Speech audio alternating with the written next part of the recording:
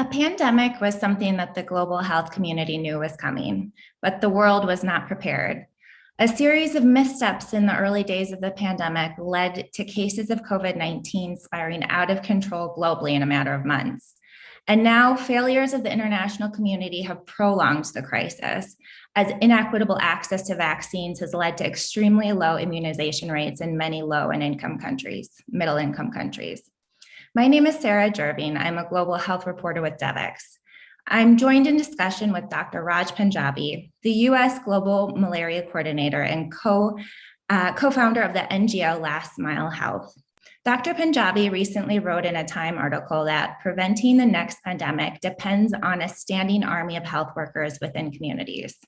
Today, we're going to discuss with him what can be done to fortify this army, as well as how lessons from management of malaria can be used towards managing COVID-19. Later on, I'll be joined by Polly Dunford, who is President and Chief Executive Officer of IntraHealth International, a global health nonprofit focused on improving the performance of health workers and strengthening the systems in which they work. Dr. Panjabi, thank you so much for joining us today. To start us off, could you talk about what sort of lessons from the global management of malaria can be applied to the COVID-19 pandemic? Well, Sarah, thanks for having me on. I think so malaria is history's oldest pandemic. And we know we have evidence that malaria existed millions of years ago. And it has affected at one point or another several continents, all continents except for Antarctica. So it's a very different infectious disease. As we know, it's caused by a parasite that's carried by an infected mosquito.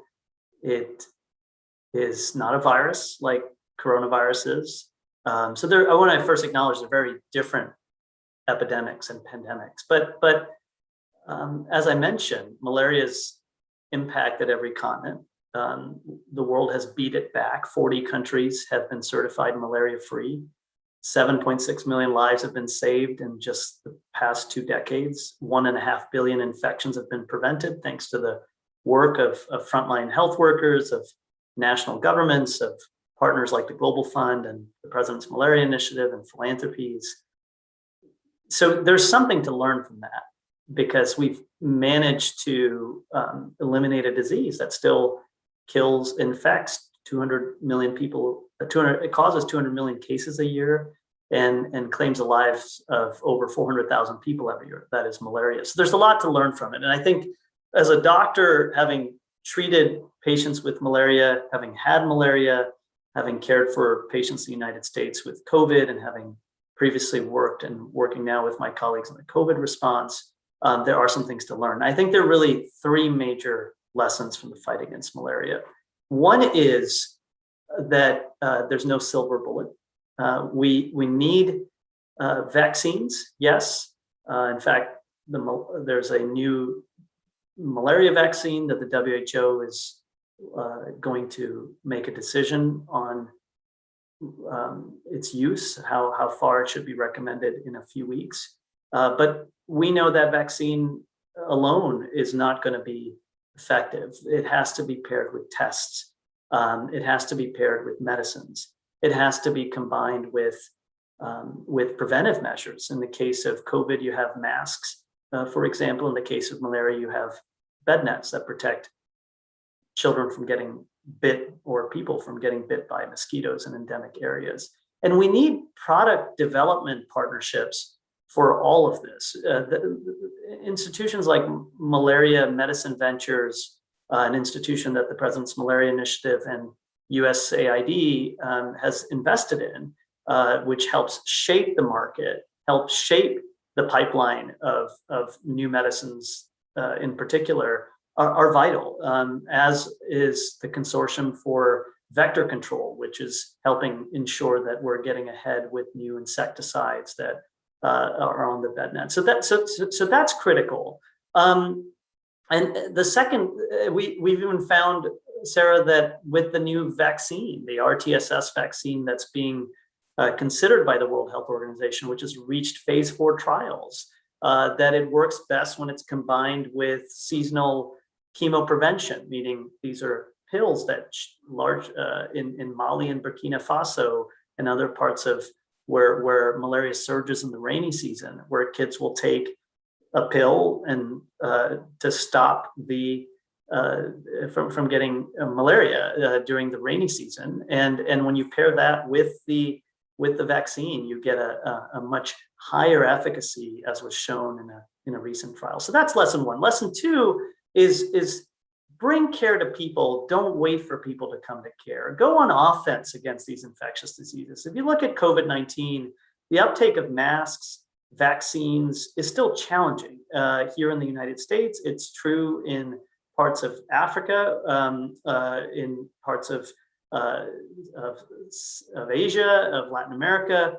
It's hard to do. And in malaria, we also have families and individuals who are for one reason or another, have a barrier for using the preventive tools we have, such as bed nets, or such as seeking testing and treatment, actually seeking care when you fall sick. And what we found is that we can't wait for them to come to us. We have to go to them. The President's Malaria Initiative has invested in community health workers, for instance, in Burma and Cambodia, who are the trusted source of information in their communities and have played an important role in bringing care to people. I was just on a call this morning with our team in Thailand and Laos, who have worked with the governments there to hire, train, and equip the neighbors of people with malaria to bring testing and treatment to them. And we've seen this type of model work well in Liberia, which is where I grew up and had malaria several times as a kid, in Zambia, in Senegal, in places like Liberia, where a similar approach of hiring and training community health workers to bring care to people in their homes, door to door, that has helped decrease the incidence of malaria by over 50% and decrease deaths dramatically as well. So that's another part of what's learned from malaria. The last thing is to build a muscle. We've learned you have to use it. And what I mean here is that when we think about preventing the next pandemic or addressing the current one, leveraging existing lab surveillance and outbreak systems is critical. The US President's Malaria Initiative with USAID and the Centers for Disease Control has actually invested in a network in 15 countries of local lab scientists who are trained and equipped to track resistance against malaria parasites. So they've actually had to build molecular surveillance labs. They've had to be trained in gene sequencing. In places like the Rwanda Biomedical Center, we've made those investments. In places like Southeast Asia, we've made those investments. It's not surprising that then during COVID, that the Rwanda Biomedical Center's lab scientists have been the ones to be on the front lines of detecting COVID variants.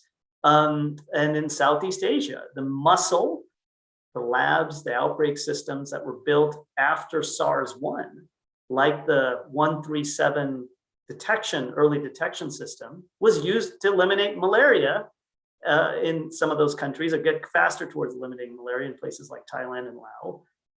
And that's also now made those countries better equipped to prepare to respond to SARS-2 or the COVID-19 pandemic. So I saw the same thing responding to Ebola in Liberia. A lot of the investments made to respond do contact tracing for Ebola were actually community health workers that have been hired and trained with, by the Liberian government and its partners, including the President's Malaria Initiative, USAID, and CDC, to deal with malaria. So that's, and it turns out it's not just better to do it this way, it's more economical to do it this way. So those are really the three lessons, I think, that are top of mind, Sarah, when we think about what we can learn from the oldest pandemic when we're dealing with the newest pandemic and future pandemics. Okay, thank you so much. And just to bounce off of that, because a lot of new outbreaks new infectious diseases are zoonotic, and that happens in rural areas where humans are interacting with animals. What do you see as kind of the role that health workers in rural areas can play in terms of surveillance around emerging infections, and really how do you make it so that their surveillance is very proactive rather than reactive? It's a great question. One is, so let me deal with the first question about the role of health workers in rural areas where you do have a higher risk of zoonotic transmission, and then I'll get to your question about the role of proactive detection.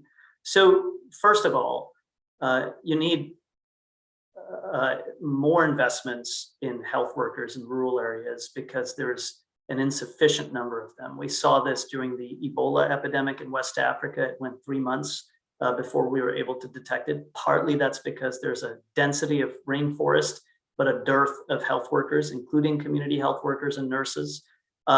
You see it in the countries who are struggling to respond to malaria today. They're the ones with the least. We still have, as I mentioned, a child dying every 2 minutes from this disease. 400,000 die every year. Some of the countries with the worst outcomes, are the ones that have the hardest time saving lives, are the ones with fewer health workers in rural areas. But community health workers, who I've had a chance to work with most of my career, and nurses, the frontline clinicians, are just one piece. The second type of health worker we need in rural areas are laboratory scientists. We need them to improve early detection of new threats, COVID variants, but also for malaria, PMI's investments in laboratory surveillance to monitor for insecticide and malaria drug resistance is critical in those rural areas. We support the USAID and the CDC through PMI support 350 molecular resistance monitoring sites. These have been helpful in detecting drug resistance to malaria in Southeast Asia, as well as finding evidence of the first signs of partial resistance to artemisinin drugs. These are the mainstay of therapy in sub-Saharan Africa just this year in partnership with the Rwanda Biomedical Center. Those are critical not just for, we need more of them in rural areas because 75%, as you said, of zoonotic transmission, new infectious diseases are zoonotic, and those are distributed in rural areas. But the third type of health worker we need are epidemiologists. PMI has helped train hundreds of local disease detectives. These are local epidemiologists who have gone on to lead the malaria and infectious disease response programs at district, regional, and national level. And again, when we do this, there's a dual dividend we get because we've seen the skills applied to detect and characterize malaria molecular resistance. Those same disease detectives and lab scientists have also been there to detect COVID and help sequence that virus, that infectious disease pathogen as well. Now, you asked about the role of proactive detection. So let's just describe what this means for a moment. So there's sort of two ways you can test for malaria. You can wait for people to come to a clinic or to come to a community health worker in his or her home, or you can actually go door to door and try to find people with the symptoms of malaria, fever, for instance, and test those patients to see if they have the disease. The former is called reactive care. You're waiting and to react. The latter is called proactive community case detection or proactive care. And we have found that being proactive, going door to door in so-called sweeps in places like Senegal, PMI has found that that has a major impact. For instance, we support, PMI supports community health workers in Senegal to do weekly sweeps of their villages to proactively seek out cases of fever. When we've done that, this has resulted in a 307% increase in community members receiving a malaria rapid diagnostic test, and nearly as high an increase in the number of malaria cases treated at the community level. This proactive nature, of the model is critical too for COVID, and it's critical for Ebola, and it's going to be critical in many infectious disease outbreaks. It's the opportunity to go on offense against these pathogens rather than staying in a defensive mode. Then can we talk a little bit about communication? So we have this full crew of health workers, epidemiologists, labs in rural areas. They detect something. How do we elevate that to the national level and then the international level so that people know about concerning outbreaks quickly?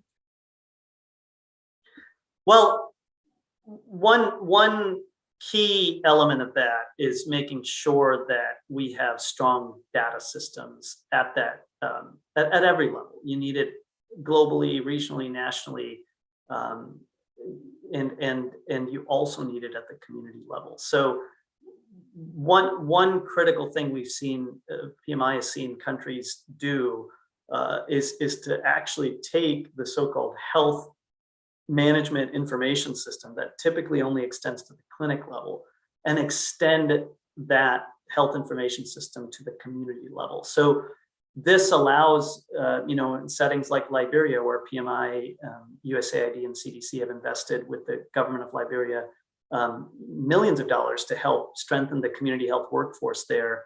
There was put in place a few years ago a community-based information system, or some places call it a community health information system. Now, what that is that every one of the nearly 4,000 community health workers in Liberia have a smartphone that allows them to record the number of cases they treat for malaria and test for malaria, the number of pregnant women they're following, the number of contraceptives they've given. And where digital isn't possible, they do that on paper.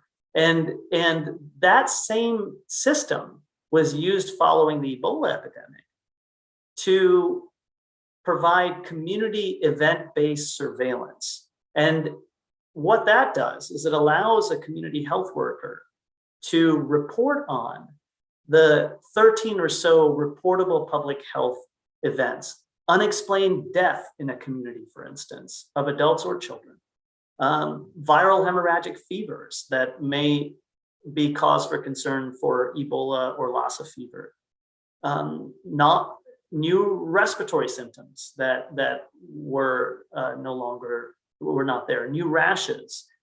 That allows you to have eyes and ears in the community.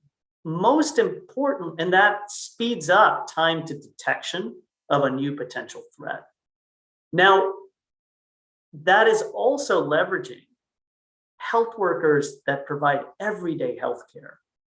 So in Liberia, that same network of community health workers in the first 3 years detected 5,000 potential infectious disease triggers. Some of those turned out to be pertussis outbreaks, whooping cough. Some of those turned out to be new concern for monkeypox. Some of those ended up becoming Lassa fever cases. But that same workforce is also testing and treating half of the children with malaria in rural areas. And why that's important is because in every epidemic or pandemic, trust erodes. We've seen it. People worry about a new pathogen. They don't know what it means. They don't know how to test and treat it often at the beginning. There's no vaccine right at the beginning. And by engaging those closest to the people we serve, the neighbors, the community health workers who are already trusted by that child, that parent who suffered with malaria last week, but has a new infectious disease circulating in their community this week, allows you to be able to communicate more clearly and be able to get uptake of things like vaccines in a new pandemic or use of masks. And we've seen that in Liberia, that same workforce that PMI and others, the Global Fund, the government of Liberia, philanthropy has invested in, that community health workforce was used to respond to COVID. So that's a critical piece to have in place. And I think, of course, lab systems need to have better, once the community health worker reports, that needs to get into a surveillance network, a surveillance reporting system at the district level, and that goes up to a national level. We need to have strong national public health institutes, and that is the operating unit at a national level. Sometimes they're called emergency operations centers. And I just saw this morning, with our team in Laos and Thailand, how investments in emergency operations centers following SARS-1 in Southeast Asia actually are the same backbone through which we are able to have these incredible maps that show malaria is concentrated on the border now, or in mobile and migrant populations. We didn't have that kind of data before, and we need the emergency operations centers, those public health institutes, to be strong as well. Just back to the questions of kind of strengthening the workforce of community health workers. So I've interviewed a lot of community health workers, and when I ask them about what their biggest challenges are, they talk about financing. Either they're not getting paid, it's volunteer work, or they're not getting paid very much. So they might be responsible for their community and monitoring the health of their community, but they also have to farm on the side and whatnot. And a lot of national budgets are, the health budgets are very low. So could we talk about how do we make sustainable financing for paying community health workers? Absolutely. Well, let me just say that there's a lot that's been learned on this in the last several years in particular. Let me put a couple of facts on the table. Number one, women in particular on the front lines, and many are community health workers, or they may be nurses, or they may be frontline doctors. The women on the front lines subsidize healthcare globally with over $1 trillion of unpaid or underpaid labor. And so one, this is a serious issue of gender inequity and an injustice that we have to confront and be serious about, not just saying words that will commit to change, but acting on those words. The second thing we know is that it's not just the right thing to invest in paying community health workers, all health workers. I speak about community health workers, and others I think should, because they're always a litmus for how well the rest of the workforce is being supported or not. If you are able to pay your community health workers well, you're probably doing well with nurses and doctors. If you're not, you probably haven't gone far enough in also paying the nurses and doctors. But it turns out when we invest in all health workers, in paying them and supporting them, the Health Employment Commission found that there's a 1 to 9 return in terms of dollar in and then $9 out to society. When you invest in community health workers, well supported, hired, trained, equipped, USAID's own work has shown with groups like the Financing Alliance for Health that costs community health workforces that the return on investment is 1 to 10. And that's through lives being saved because you have services like testing for and treatment for malaria extending to more populations, outbreaks being prevented. So you're more prepared to deal with your next Ebola or your next COVID if you have this in place. That was found by the Independent Panel for Pandemic Preparedness and Response, which I worked at before coming to government, that the countries with community health workforces had stronger investment in community health workforces had lower mortality rates for COVID than those that didn't. And the third is it creates jobs. Investing in this community health workforce, in community health workers, is one of the fastest ways to create jobs that create the fastest way out of pandemics, right? Because the first point, 2 points I made. Now, you're getting into a very critical issue. So about budget constraints. So I think we need to demystify this. First of all, one size does not fit all. a country's ability to pay for health workers, including community health workers, depends on its macroeconomic situation. So when we separate lowest income, middle income, and high income countries, you find that as countries, every country can make some investment in this workforce.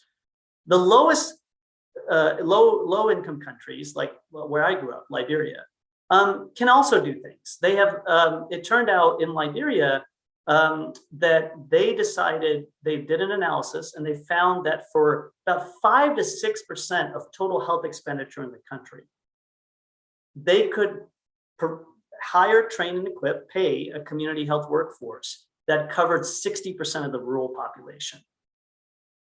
And it was based on that analysis. And by the way, that's hire, train, and equip. The payment portion of that was only about 2% of the total health expenditure. So if a country that's the third poorest on earth at the time, coming out of Ebola, could make that commitment, and of course, funders at that point, you have to have the PMIs, USAIDs, the global funds, the World Banks, the Gavis aligning around that plan, then others can do so too. Now, one can say, well, then it's donor funded forever. I don't know if investing in people is any less sustainable than investing in product or medical supplies. The issue is that is the country serious about a domestic plan to finance these workers? Liberia was. They went so far as putting all of the workers on government contracts, not payroll, because they didn't have the absorptive capacity, but contracts that are government of Liberia contracts. And that motivated the donor community to align with the $70 per month payment these workers, and that's the sort of minimum wage there, because it showed that the government was willing to accept the liability for the worker. Every poor country, every low-income country on earth could do the same thing if they wanted from a policy perspective. When you get into middle-income countries, low middle income, you start to look at Ghana, Kenya, you start to see that in Kenya, just talking to our team there a couple of weeks ago, they have actually, although they call them community health volunteers, have actually permitted the subnational units of the government as part of their devolution of healthcare decentralization plan to permit those counties to pay these workers if they choose to. And there are some schemes happening in places like Ciala County that's happening. Once you get into higher income countries, Brazil, or upper middle income, higher income, Brazil, the United States, et cetera, you start to see insurance schemes kick in. And these workers in a state like Alaska, every worker there is a contractor that can sell their services to insurance providers or hospitals. In New York City, you have programs that are doing this. And that's because it turns out it's cheaper. It's more efficient. The return on investment is true. That's in the lowest income country and the highest income countries. In the high income countries, you see less rates of chronic less complications from heart disease or diabetes because workers have helped come to the home and actually ensured people check their glucose or sugar. In the poorest countries, Liberia, for example, you find that the number of hospitalizations for malaria or HIV or complications of childbirth plummet, which saves money to the hospitals and healthcare system. So it is possible to do it whether you're low, middle, or high income. The economics, the return on the investments are there. The investment cases are online. And it's a matter now of having enough momentum and pushing for the long term if we want to have sustainable plans, and really thinking about not that this is not just the right thing to do, but the smart thing to do. And I invite people to look at things like communityhealthroadmap.org, where you'll find a set of investment plans by countries supported by technical partners, including groups like UNICEF and other NGOs that are out there, as well as funders who are willing to commit to help those countries reach those plans. And I'm proud that USAID is amongst that group. And I think so, kind of moving forward, I think a lot of people are concerned that all these lessons will be learned from COVID-19 pandemic, but then they'll be kind of forgotten and there won't be that investment moving forward. So how do you make, what is the business case for preventing the next pandemic, and how do you make that economic argument in a more convincing way? Yeah, I mean,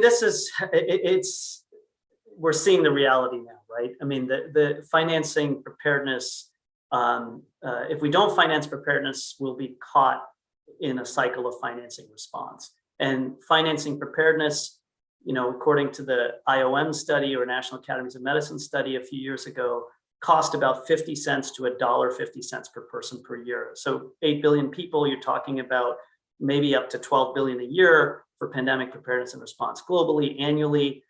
That's within our reach, certainly, to do, especially when we look at all types of investments, every country making a contribution, not simply as an overseas development assistance imperative. And if we do that, the pandemic preparedness community had projected that the worst pandemic may cost $6 trillion. We know the most conservative estimates of COVID-19 are projected to cost $10 million, and the upper end is $10 trillion, and the upper end is $20 trillion.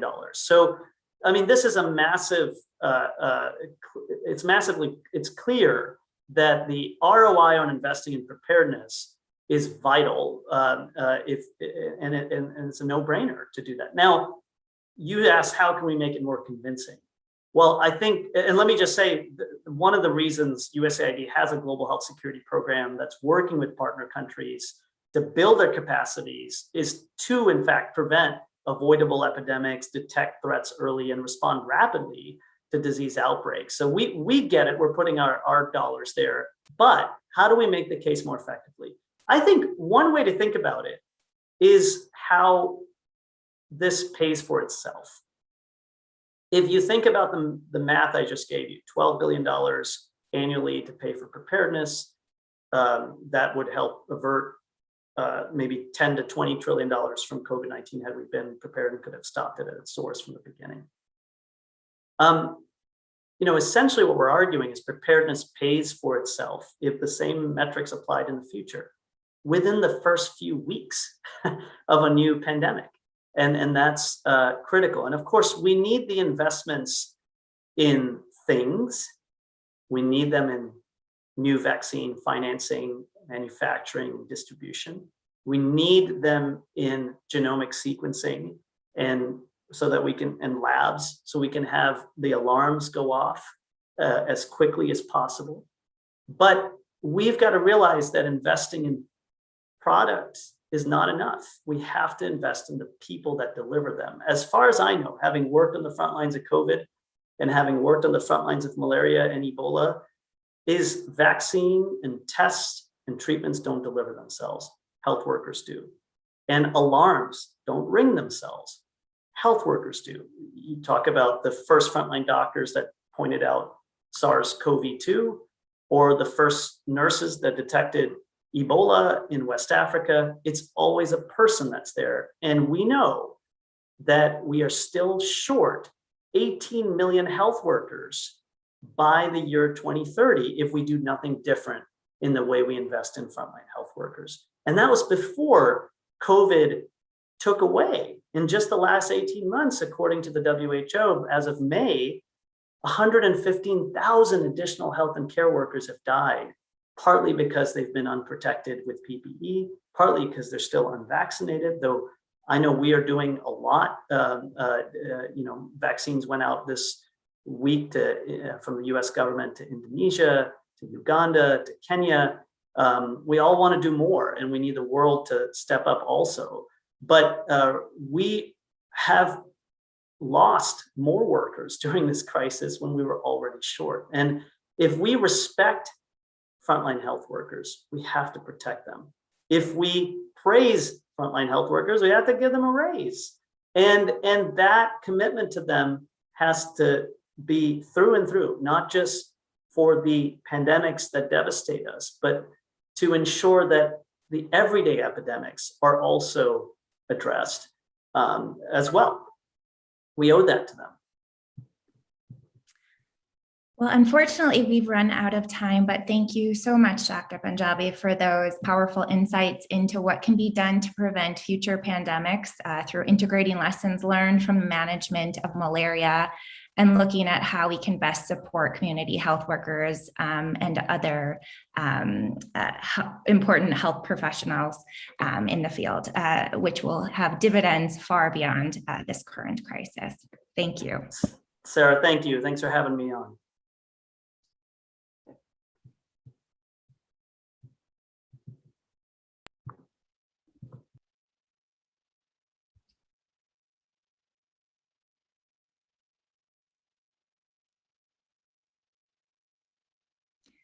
Having a strong health workforce is key to not only managing pandemics, but also preventing future pandemics. It's also absolutely critical to the rollout of COVID-19 vaccines in the coming months. But much more is needed to ensure that this crucial profession is adequately supported and that the safety and well-being of health workers rises to the top of our priorities as an international community. I'm joined today by Polly Dunford, who is President and Chief Executive Officer of IntraHealth International, which is a global health nonprofit that has worked in over 100 countries and is focused on improving the performance of health workers and strengthening the systems in which they work. Polly, thank you so much for joining us. Thanks so much for having me. It's a pleasure to speak about this today. So Polly, let's start our conversation in discussion around the COVID-19 vaccine rollouts. So high-risk priority groups have not received vaccines in many countries, including many health workers that are putting their lives on the line every day. What needs to change in the coming months to ensure that health workers are at the front of the line for COVID-19 vaccines? Thanks so much, Sarah. This is absolutely a crucial question. We know that well over 100,000 health workers have lost their life due to COVID. And we know that WHO is in the process of updating these numbers, and we should hear the updated figure soon. So clearly health workers are at risk. And data also shows that only 1 in 8 are fully vaccinated. And the vast majority of these are actually in more developed countries. So we clearly need to focus on vaccinating health workers, and they need to be first. So first, we need them to be at the front of the line. Every country needs to commit to vaccinating health workers first. Second, we need supply. We know that there's been a huge issue with supply. We know there have been manufacturing delays or export ban issues. And then also there are manufacturers not prioritizing COVAX. We absolutely need transparency in this, and we need global leaders to commit to prioritizing vaccines for COVAX so that we can reach all countries worldwide. And we need to ensure that the health workforce is ready and available to actually help in administering these vaccines. So we need them at the front of the line so that they can be ready and in place and surge to support this massive, massive effort.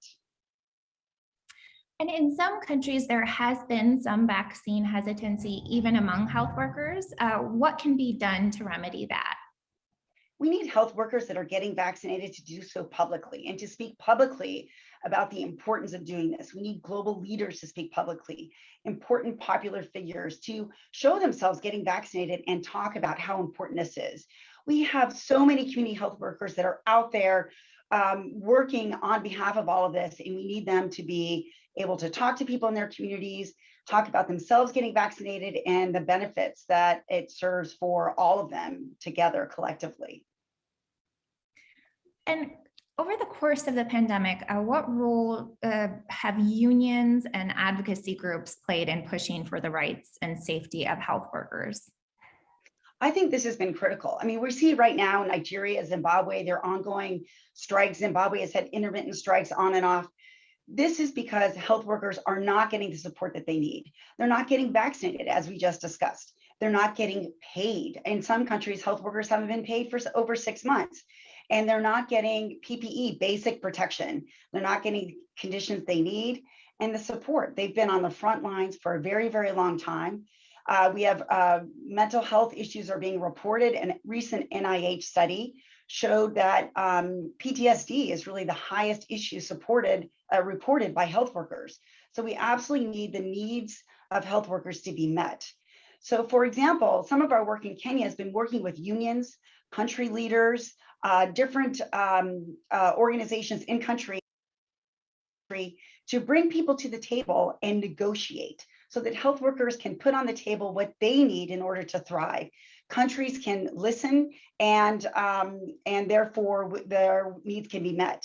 So for example, in some of our work in Kenya, in Turkana County, last October, we had health workers give a strike notice because their needs were not being met. So they convened a work council meeting, and this work council brought different groups together to negotiate. And health workers who had been trained by us to advocate for what they need in order to work in proper conditions so that they can thrive. And they put their needs on the table. And then county officials listened and were able to respond to those needs, which included promoting those that needed to be promoted that were eligible, getting paid, adequate PPE, and different things like that. So I think unions are absolutely critical in terms of bringing together this large cadre of health workers we have globally or in countries worldwide so that they can come together and use their voice collectively to advocate for what they need to thrive. Okay, great. And now let's turn to data. What role do you see data-driven health systems playing in keeping health workers safe? I think that data is absolutely critical. Countries need to know where their health workers are. So if they don't have an adequate human resource information database, there's no way they can know where their health workers are so that they can plan. If they're seeing a COVID surge, they need to know how they can reallocate health workers so they can meet the needs of the communities in an optimal manner. So this is absolutely critical. It also can be linked to payment and other things to facilitate ensuring that we know where health workers are and that they can get paid. So we've done a lot of work with HRIS systems, and we think this has been critical in helping governments actively manage their workforce so that they can meet the needs of surge. And then now these vaccination efforts, which are ramping up. So we know that, Gavi estimates are by December, we'll have over 1.5 billion doses being delivered to countries. And we need to ensure that countries are able to surge, meet the need, and get these vaccines out. This is about 4.5 times what countries are normally used to doing, even during normal immunization campaigns. And one of the concerns with kind of the incoming vaccines in the next few months is kind of that there will be a dump in the very last few months of the year, and kind of discussions around absorption capacity and kind of this surge that you're speaking of. How do we kind of train health workers quickly and make sure that they're in place and in the numbers that we need in the next few months? We need global commitment for health workers. It's absolutely critical. We're encouraged by recent reports that the Biden administration is holding a global leaders summit on COVID around the G20, around UN General Assembly. We think this is absolutely critical. We need these leaders to advocate not only for the vaccines, but for the health workers and a surge in health worker support for the actual delivery. So if this conference and Global Leaders Summit does not focus on health workers, it will be a failure. We absolutely need that to be there. We're encouraged that COVAX is providing support to countries for the actual delivery of vaccines, but we're discouraged that only 10 million of that fund has actually been distributed. Similarly, World Bank has a lot of money going into vaccination, COVAX support, but unfortunately only 30% of it is really dedicated to the systems and people needed in order to deliver these vaccines. We're hearing reports right now of a slowdown of delivery of vaccines, and we think that some of that is due to supply, but also just absorptive capacity. WHO is only estimating that maybe there are about 50 countries are 50% ready for the delivery of this surge in vaccines. So we absolutely need all hands on deck to make sure that this is a success moving forward. And beyond threats of contracting disease such as COVID-19 in their work, health workers also face other threats such as sexual harassment. What do you see as the best ways to protect health workers from sexual harassment on the job? We've done a lot of work on this, and as we know, 70% of the workforce is actually female, and they do, sexual harassment is a huge issue. In Uganda, for example, we did a lot of work to analyze this situation and provide data to the national government. And the government did put in place policies, clear guidelines and parameters to prevent sexual harassment. So we need data on where this is happening so that we can establish that it is clearly existing. We need to share that with governments, and then we need governments to put in place plans that meet the needs of their country to protect their female health workforce moving forward. Well, we are unfortunately out of time, but as Polly noted, there are a number of ways the global community can step up to better support health workers so they can continue this crucial work of keeping communities safe, including prioritizing supplies of vaccines, really supporting unions and advocacy groups, as well as other strategies. So thank you so much, Polly, for these insights, and thank you to everyone who joined us for this discussion. Thank you so much, Sarah. Thanks for having me today. I really appreciate it.